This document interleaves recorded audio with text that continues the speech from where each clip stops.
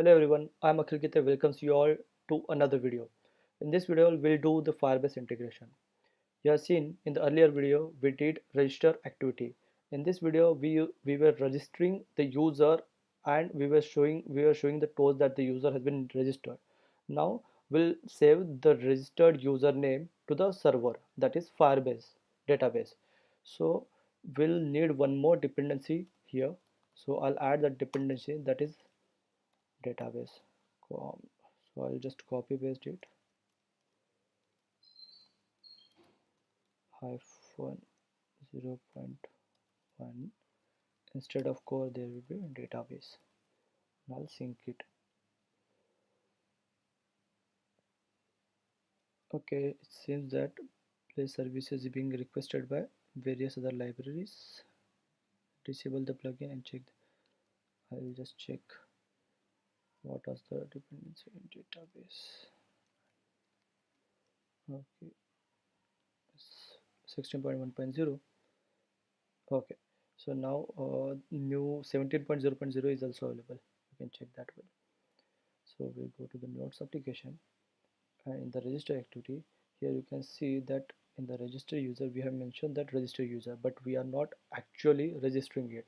So now we'll integrate the Firebase here. So we'll start. First of all, we'll need the reference of Firebase database. So we'll get Firebase database, get instance. Then we need database reference, that will get from the Firebase database get reference. Okay, now we want to save user means by its name under a user child. So what we'll do, database dot child, we'll give the child name as users. Inside user we want all the usernames or all the users. Okay, so inside user we'll keep the child as, inside the user's child we are adding one more child by its name, then get username, and then inside that username we are setting our value, all the data, that is user class, and that's it. Now we'll run the application.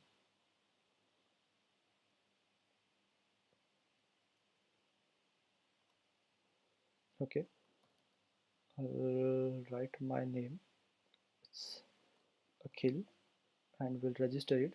User registered successfully, navigated to login screen. We'll see whether user registered it or.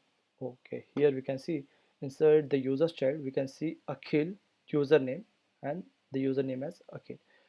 Okay, so why I have added, like, suppose if we want to display, means instead of ID I use the username as the ID, I mean username as the unique thing I used here. So you can put IDs as well. So that's it for today's video. In the next video we'll read the data in the login screen, and user should be able to log in, means clicking on his username he should be able to log in. So thank you for watching this video. Bye bye, take care.